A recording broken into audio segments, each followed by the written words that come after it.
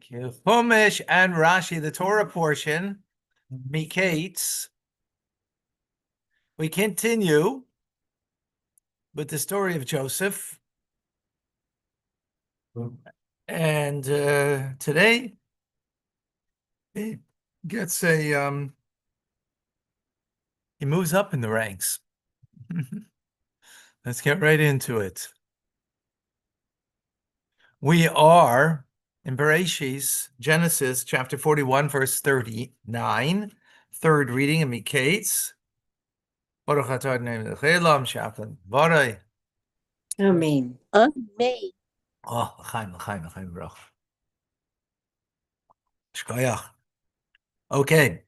Yom Parai, and Paro said, El Yosef to Yosef, Achrei, after Hoidia, it was made known, Elikim Oischa, God has informed you, made known to you, informed you. It's called Zois, all of this. So his conclusion, Pharaoh's conclusion is, Ein Novim, there is no discerning, the Chacham and wise, Kamecha, like you. No one like you.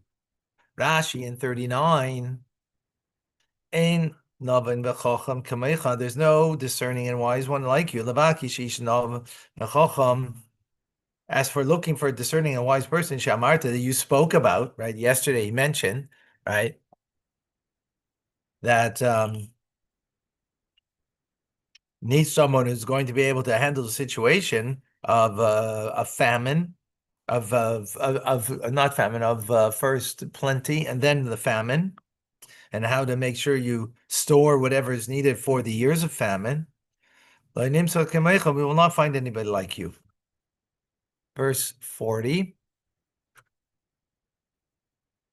Ata, you, continues Pharaoh saying, Tiya shall be al-basi, over my house, al-picha, and with your mouth, meaning your command, if you will, Yishak kol ami, all of my people will be Yishak. So we'll see Rashi, but we'll see Rashi. Okay. Raka kise egdal mimeka. Only the throne will be greater than you. Rashi in 40 Yishak. So he brings from Targum Onkelos, from the translation of Unta, Yitazen, Yisparnes, meaning you'll be sustained. Kol tzarchei ami, all of the needs of my people, Yanasim al Yadcha, will be carried out through you. Kamoy ben the domestic basi. We had this word Yishak, and the word domestic was referring to Eliezer, who was the servant of Avraham, right? So he was the steward of my house. So here also, here it's a little different. Kamoy nashku bar, like the term, supply yourself with food. And in Old French, garnison. So through him, everybody, all the needs of the people will be taken care of. Raka kisei, only the throne. Shiu kodim li melech, that they're going to call me the king. Kisei, Rashi brings down the word. Interesting, the word is hakisei, but now he brings down only the word kisei without the hey. Loshen Shem Maluchas, an expression of the status of the kingship. Kisei means a chair, right?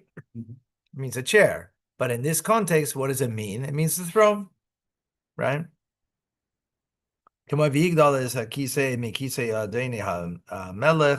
As the verse that is in Kings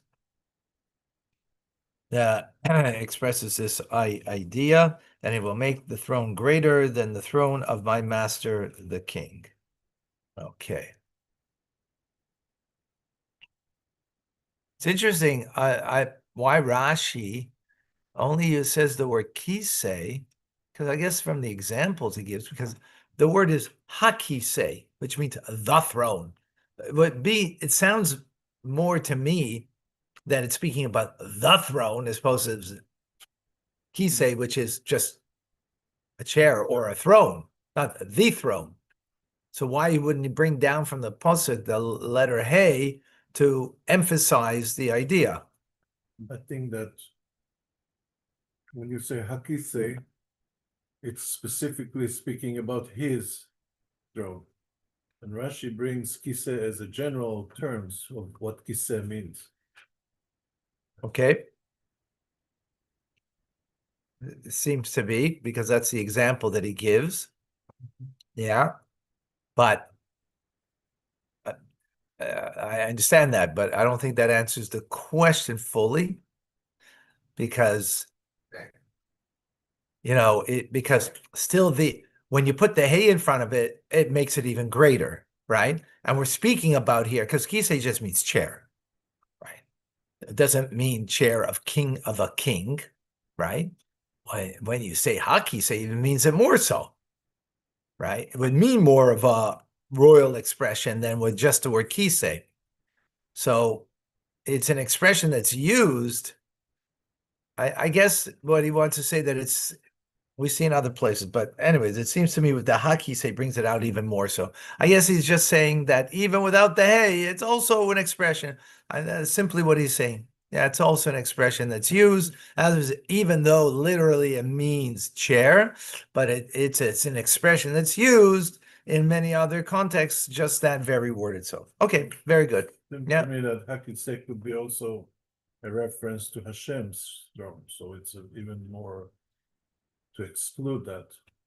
Maybe. Kiseh hakavod. Right. Okay. Yeah. Okay. 41.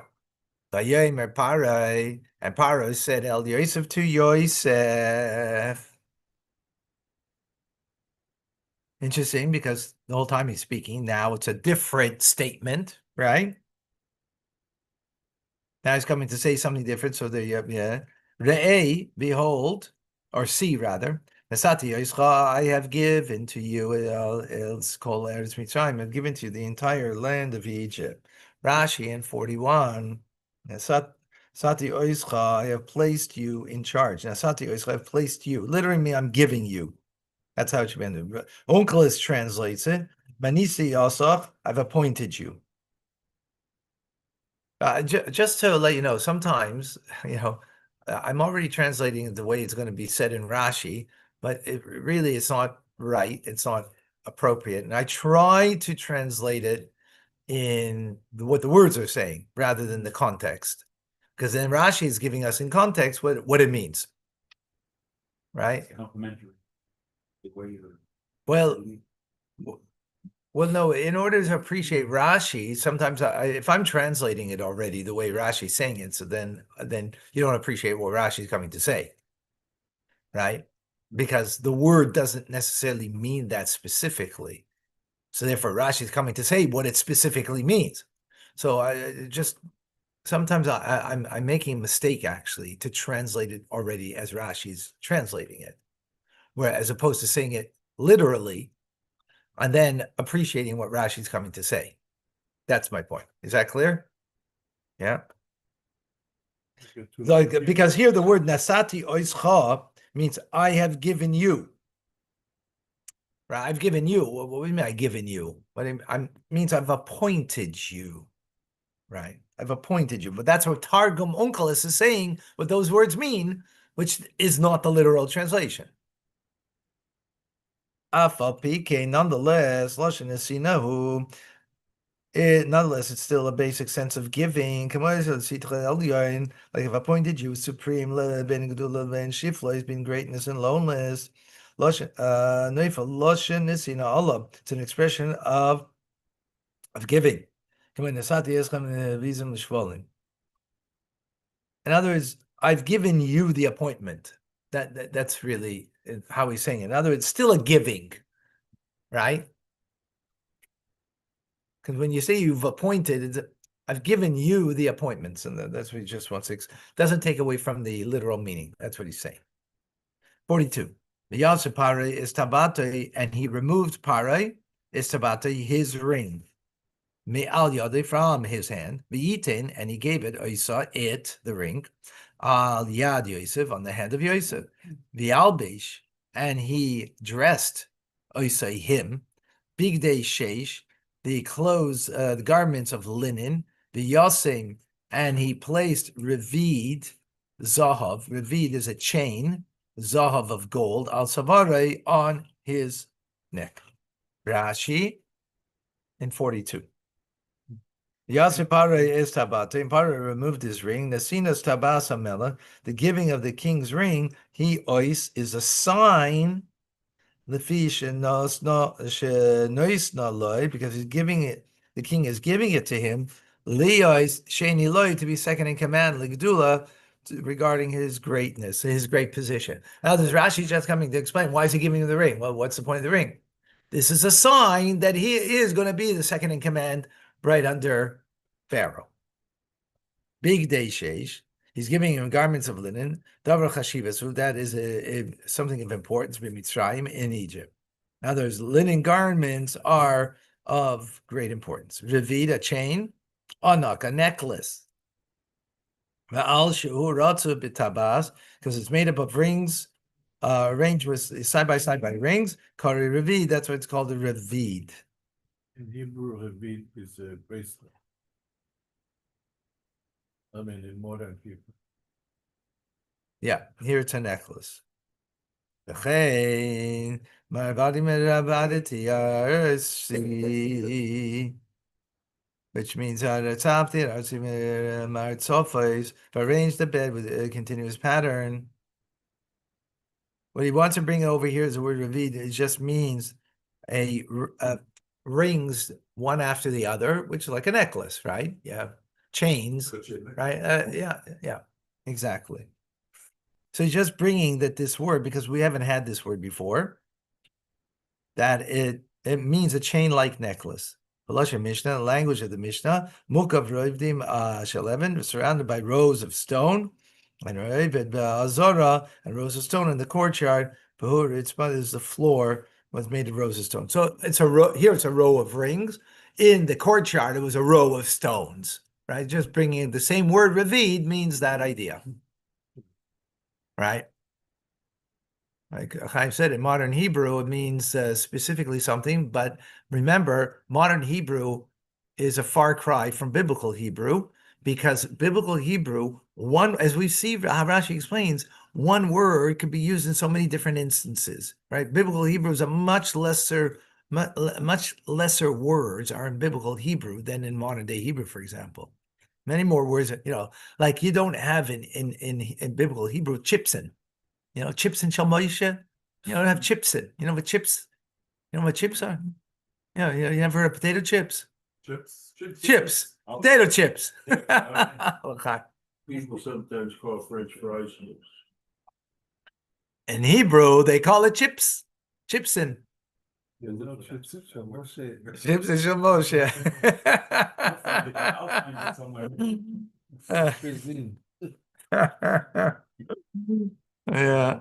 Okay, 43. The Yarkev, and he rode him, him, B'markeves, on a chariot, HaMishnah, the second chariot, Asher Loi, that was him, Ikra, Lefanav, and he called before him Avrech, and he called him Avrech. V'nasan Isai, and he placed him or appointed him, again the word nasan, which means to give, right? He appointed him, Al Kol Eretz Mitzrayim, upon the entire land of Egypt. Okay, Rashi, seems like that was a repetition of something that we already said, right?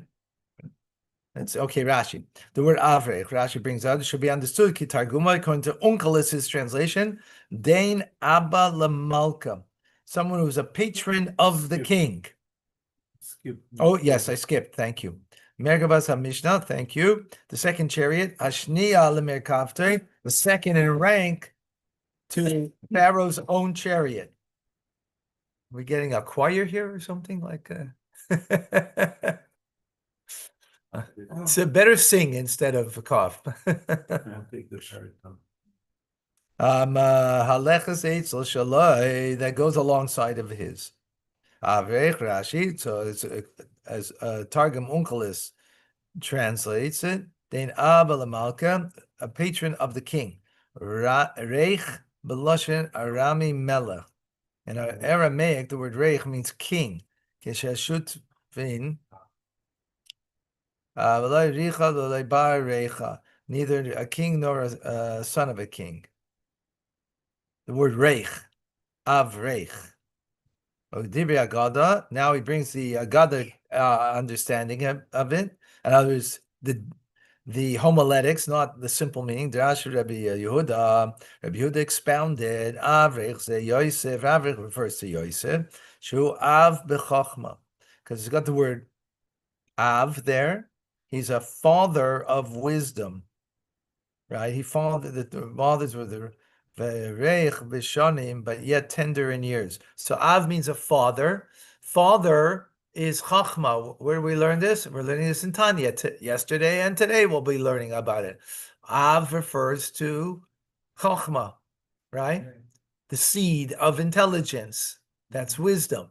So that's a reference over here that he is an Av, that he has the wisdom. But Rach means tender, meaning he's tender in years. He's he's 19 right now. Right. He's he's 1 second. 30. No, not yet 30. He was 17 when he left home. Right. He was 17 when he left home. The 12 years of jail. He's 30, right. No, he's 30. He's 30. He's 30. No, he's 30. No, he's 30. He's 39 when his father comes. But he's now 30. We'll see. We're gonna see that soon. He's 30 right now. Right. So in other words, to be second in command, that's a tender age at 30 to have that position. My life, Rabbi Yosef ben Durchmaskis said the Rabbi Yossi says, Ad Masayatama Vizalinu es Ksuvim. How are you going to corrupt the verses over here? And he's accusing Rabbi Yehuda of playing with the words and not making it appropriate. Avreich, that we just said, he's got wisdom, but he's tender in years, right? So he says, Ein Avreich el Elohim Birkaim. The word Avrech relates to the word knees. That everyone shall enter and exit by his authority, under his hand. As it says, as he has appointed him over the land of Egypt. Whoa. This Rashi screams to me, what's going on here? We don't have enough time. We don't have enough time, so we have to truck. Yeah, I have questions over there. Okay, but Yomer Pare. And Pare said, El Yosef to Yosef, Ani Pare. I am Pare, Baladecha lo yarim, and without you, lo yarim will not raise Ish's yada. A man will not raise his hand, this ragla, or his foot. Whoa. This is, I don't know, fascism or communism. Sounds to me like it's a mixture of the two. I don't know why he's referring to Yarim to his legs. No, it means a You don't person lift can't your do. legs. Yeah, sure, you lift your legs to walk. 44, Rashi, Ani para, I'm pare. Now, this obvious statement, so why is he saying this? I have the wherewithal to issue decrees over my kingdom, and I'm decree. That no man shall lift up his hand without you, which means without your permission, right? Alternative explanation to why he says this, right? Ani pare. Why is he saying I'm pare? What does that imply? Ani melech, that I will be the king of Baladecha. But without you, without Dugmas Rakakise, this is similar to saying just the throne will be greater than you. Right? So similar to what he said earlier. Why Rashi has to say this?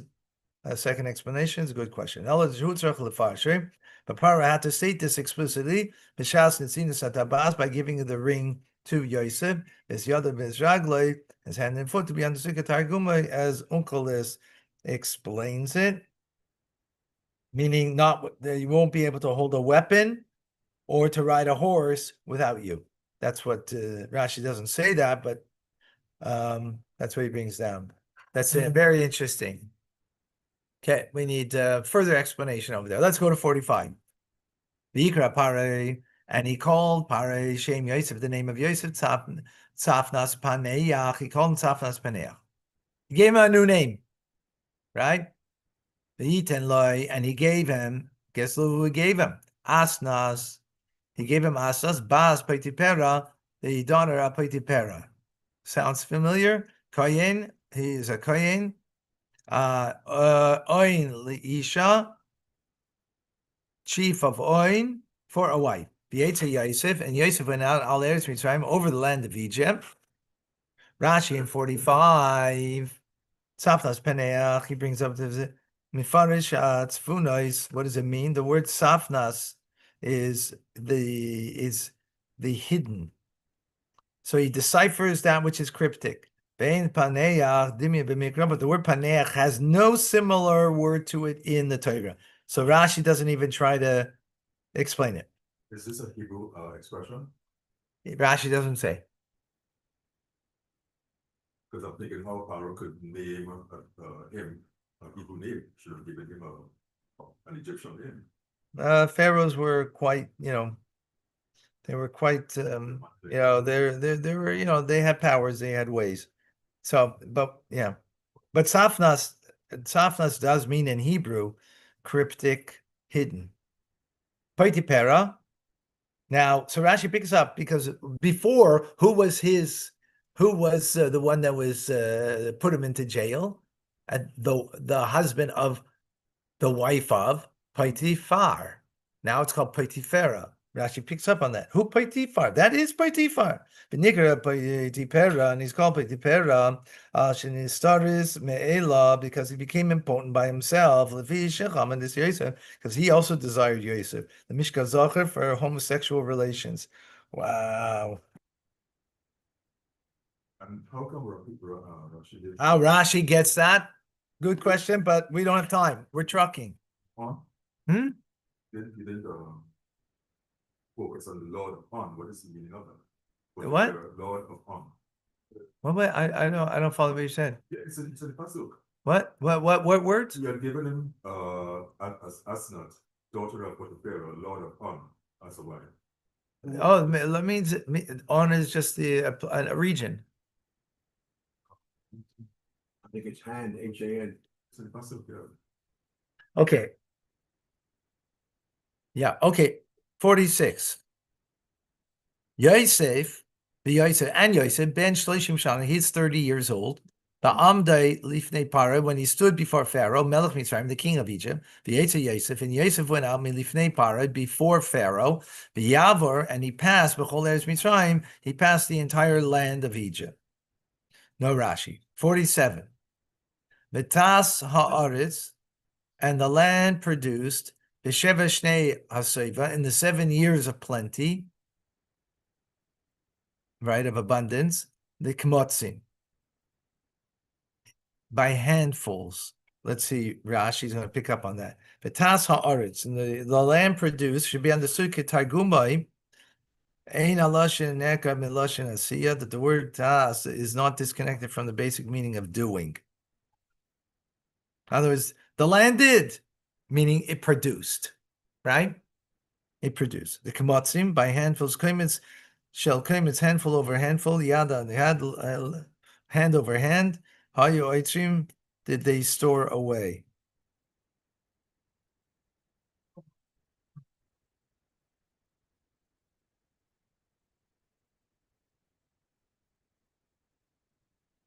Now, little by little, they were storing things away. That's what it means. I was wondering, like, it wasn't like, tractor trailers of it, hand by hand, they stored. Again, and it all, well, we'll see that it all added up. Okay, that was 47. Now we're 48. B'yikbates, and he gathered as kol eichel, all of the food, Sheva Shanim, in 7 years. Shahayu be'eretz Mitzrayim, and we're in Eretz Yisrael, in the land of Egypt. V'yiten eichel, and he gave the food be'arim, in the cities. Eichel stay ha'ir, food from the fields of the city, that is around them. Nasa b'seicha, he placed in them. I'm just listening to a sicha now on this from the Rebbe on this Rashi now. Right. Oichel stay ha'ir, food from the field of the city, of each city. Nasa b'seicha, and he placed within it. Shekol eretz ve'eretz, each and every land, ma'amedes perusaha, preserves its fruits, v'naisim b'tvua, and therefore they put into it the produce ba'afar amokum, from the soil of the place in which it grew, and that preserves the produce from rotting. Now, what they did was, in each place, they took the fruit of that land, whatever the produce was, right? They put it in, whether silos or whatever, they put in whatever storage area they put in, and they took soil from that area to place it in the storage to make sure that it didn't become decayed. Because remember, they're storing it for, it's a 7-year process, right? 7-year process until the famine is going to come. So they have to store food. It has to not rot. You're going to store whatever it is. I mean, I'm sure they didn't store bananas, but seeds, right? Or seeds, grain. I don't know how long grain can last. Has to be like absolutely no humidity in. So that's why they put soil specifically from the soil of that area and not soil from another place. Okay. 49. Okay.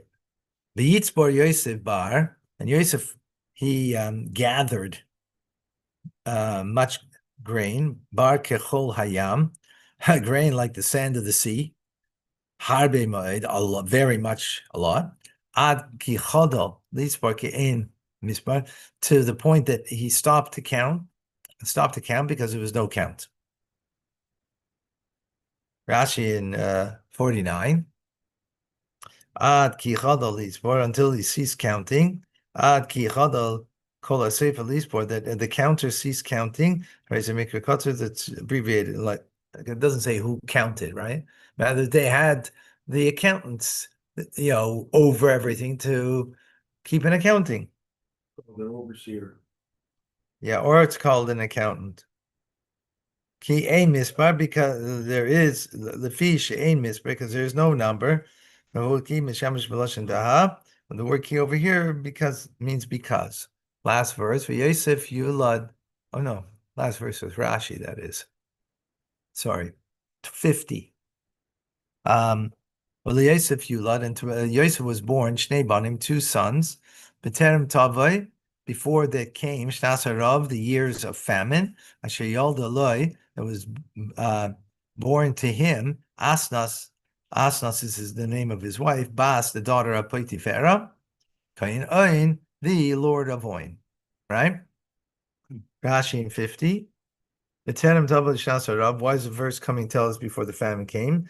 From here we understand Shadam also be the Shamish Mitasa, the person is forbidden to have marital relations Mishnei Harav in the years of famine. Right? Where did we learn that before? Noah and the ark, right? When the world was different. The world was being destroyed. So the whole world's being destroyed. I'm destroying humanity. God says, not a time for you to have marital relations. Right? Here it's not the same. It's only a famine. Yet also, this is teaching us that you don't have a time of famine, marital relation. V'yikra Yosef. Has this ever happened again after like a decree from Big Rabbi to tell everyone? Do you know of any situation?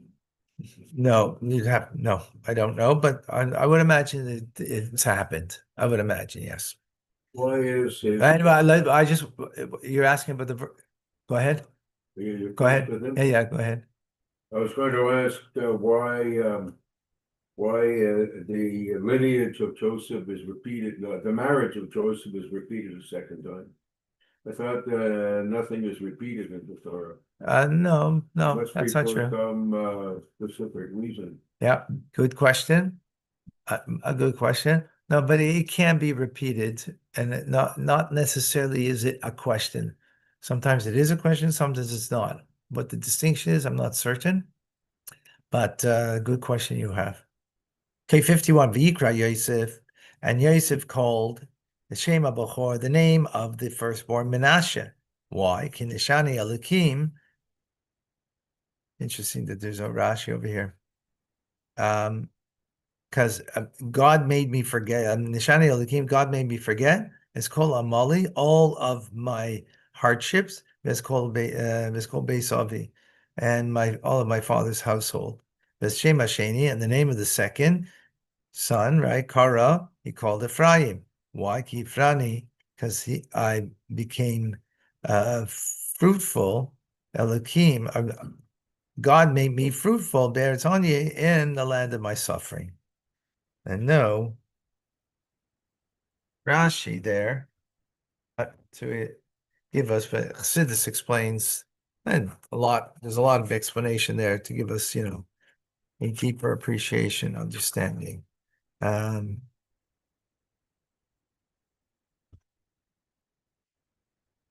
Hold on.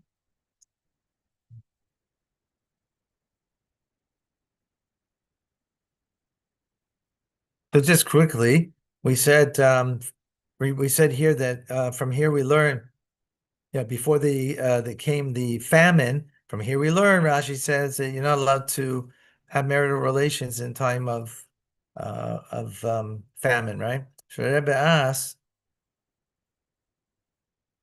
why do we have to learn it from here? Why don't we learn it from Noach?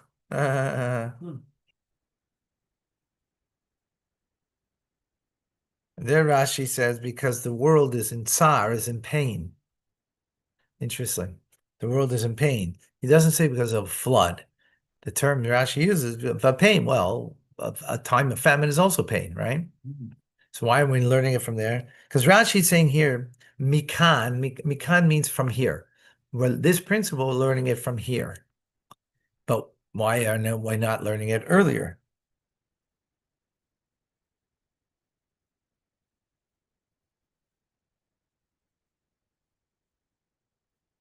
During the time of Noah, everybody died, as opposed to people suffering during famine. Some people died, but people lived. So the Rebbe gives a different. The Rebbe says differently. I made that distinction as you just said. I made that distinction earlier. But the Rebbe says differently. Interesting. He says by Noach, they weren't having pain. They were saved. But here, famine, everybody would have the pain. So maybe that would be different.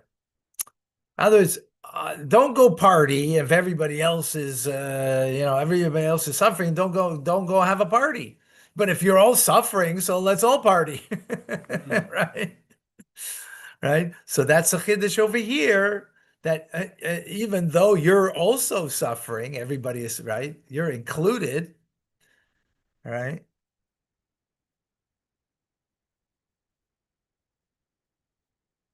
One second.